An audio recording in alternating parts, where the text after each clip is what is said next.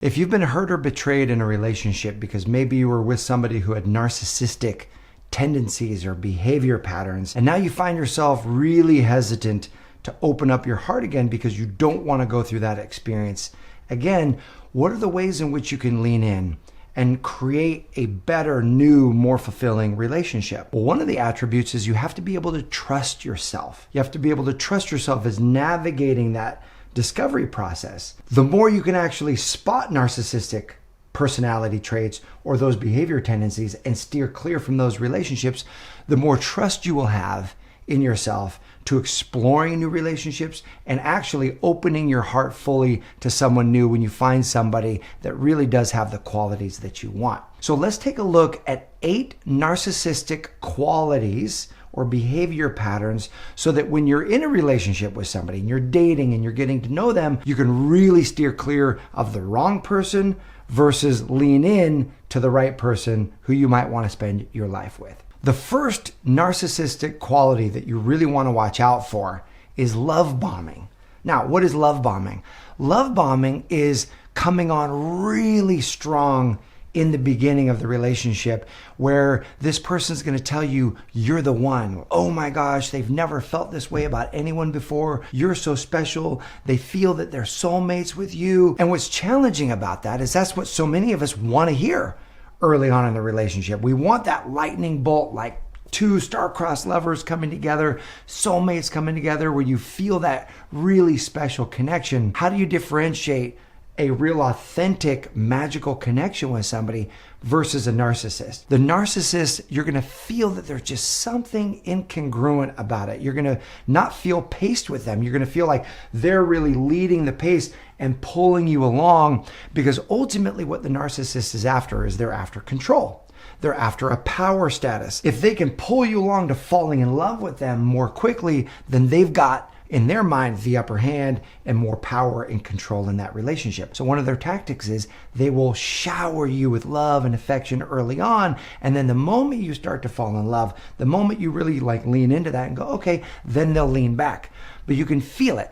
You can feel that, wow, there's just something a little bit off about how much they're profusing their love to me, and I'm not really feeling that same way. So if you're noticing that, take it at your pace. Don't let yourself be seduced into an accelerated emotional pattern just because this narcissist is love bombing you. Now, as we work our way through these 8 narcissistic behavior patterns, it's important to realize that it's not just men or it's not just women. It's any gender could have these personality narcissistic tendencies. The other thing that's really important to keep in mind is that we want to be very careful before we just label somebody. Oh, that's a narcissist. I think labeling is toxic.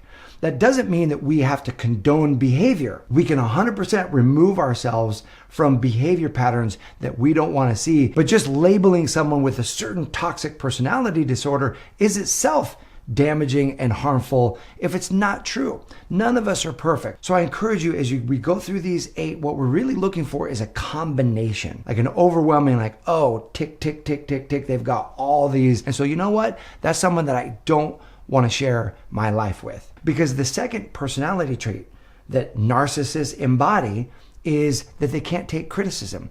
They get massively defensive. And here's what's wild.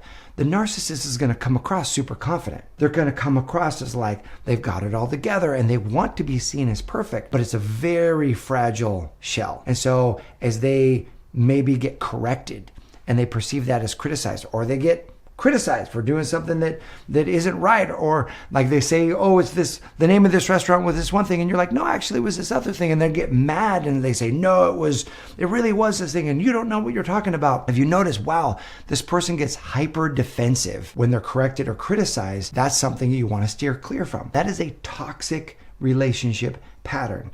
Defensiveness kills closeness. Why? Because if someone gets super defensive, then that other person in that relationship feels like they've got to walk on eggshells. Otherwise, that other person's going to explode and get defensive. And so what you want is the ability to communicate freely and openly and be able to offer correction or be able to give feedback without the threat of the counterattack of defensiveness. Let me give you a quick example of this. One of my clients, online dating, met this guy. He seemed great. They had a really great conversation via text, then on the phone. Then he invited her to dinner. He's like, hey, next Friday night, let's go to dinner. This place, I'll meet you there, 7 o'clock. She says, great. This was like on a weekend. Tuesday comes around, Wednesday comes around. She doesn't hear from him. Wednesday night, she texts him and says, hey, are we still on for dinner on Friday? She doesn't hear back. Thursday, she checks in again. Just want to make sure that you're going to show up for dinner. Otherwise, I'll make other plans. Doesn't hear back from him. Friday night at 7:15, she receives a text from him that says, where are you? She's like, what do you mean? I'm at home cooking dinner. And he was like, well, I'm here at the restaurant. You could have told me. I thought you were going to be here. And she was like, I sent you 2 texts. And he looked and he got the text. Even though he had gotten the text and didn't respond to her, guess whose fault it was? It was hers, because she didn't show up and he was there. So of course he can't be wrong in terms of his lack of communication. It has to be on her. Absolutely not someone that you want to be in a relationship with. The third trait that you will start to see with narcissists is they have this inflated sense of self. It's like the world revolves around them. Their first and primary concern is, how does this affect them? Is this good for them? Is this bad for them? So you'll notice the way they talk, the way they tell stories, like you're driving with them and the traffic slows down and there's an ambulance that needs to get by and everyone's making room for the ambulance and they're going to be late to the reservation at dinner, and they start complaining because they're going to be late and all this traffic and that ambulance needs to turn off its siren, when who knows who's in the back of that ambulance that needs a life-saving trip to the hospital. But the narcissist doesn't even think about that. Why? Because it's all about the narcissist. So everything's all about them. If they start having conversations where it's always like that person is us versus them, they're the first person they're always thinking about, great sign that this person probably isn't someone who's going to make a great partner. The fourth quality goes right in line with a narcissist's inflated sense of self, and that is that no is not in their vocabulary.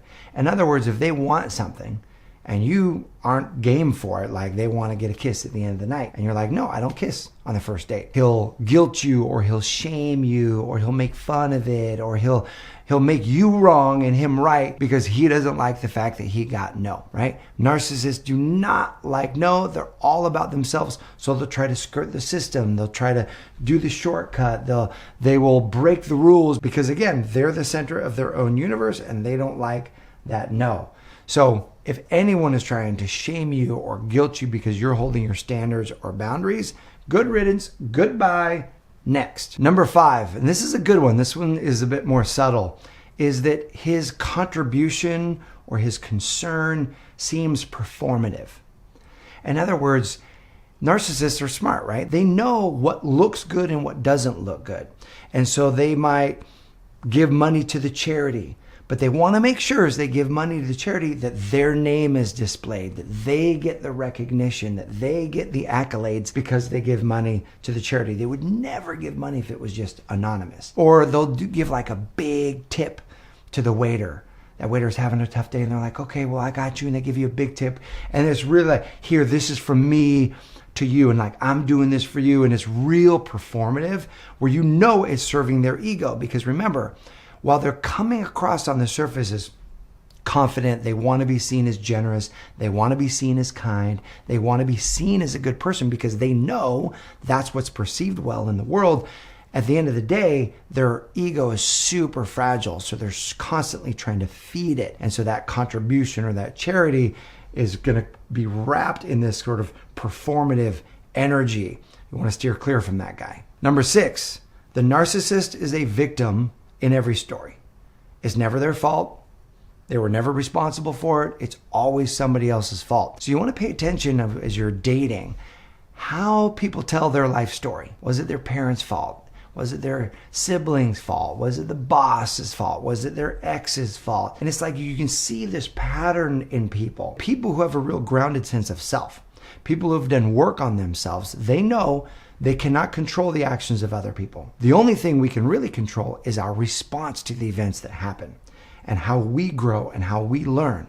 So if he has this beautiful kind of neutral view of the challenges that he went through and even a gratitude for those because it made him who he is, That's what you're looking for. You'll get a real sour feeling, and you probably experienced this already, from the person who just kind of tells this victim story of, oh, it was that person's fault.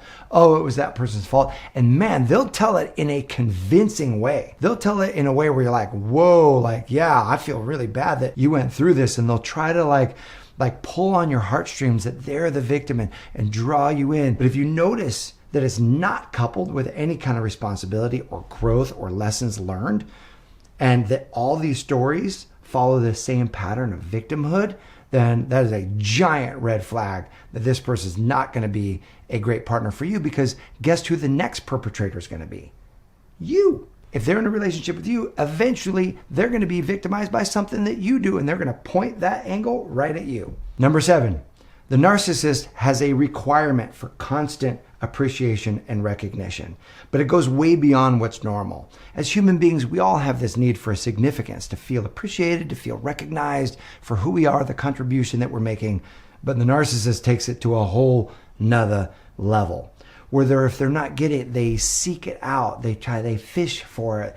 They position themselves. It's this like 4-year-old person that says, look at me, I'm so great, did you watch this? And it's all focused on them. Now, I'm not saying this next example comes from a person who's a narcissist, because I can't tell you that, but I can tell you it made me laugh when I was on a meeting with somebody. We're on the Zoom meeting, and the person running the meeting was feeling kind of bad that day. He was sick. He was under the weather. And then these vendors that we were working with got on, and the woman who was leading the vendor team gets on. She goes, "Oh, hey, it's good to see you today. Hey, everybody." And then she calls to the guy who's leading the meeting on our team, and he goes, "Hey, you look really good today."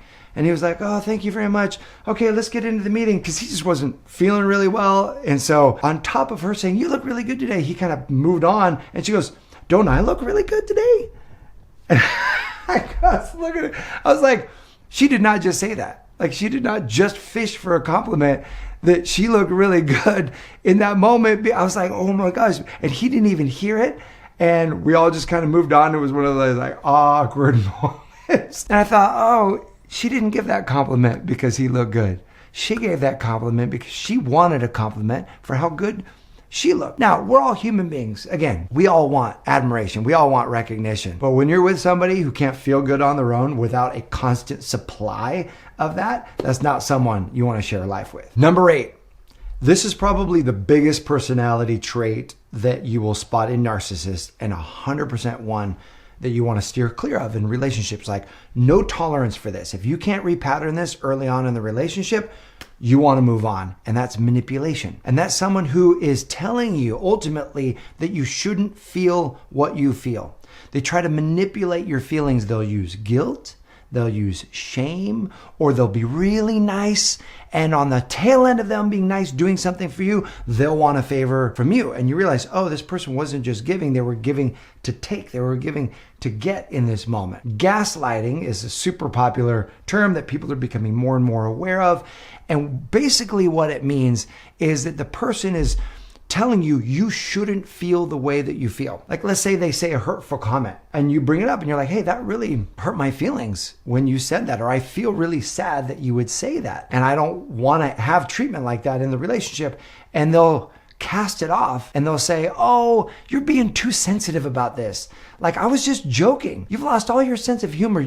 I'm starting to be concerned about how serious you're taking everything. Like, everything's way too heavy for you. And they'll make you wrong for feeling the way that you feel. Or they'll manipulate you through lying and causing you to doubt yourself.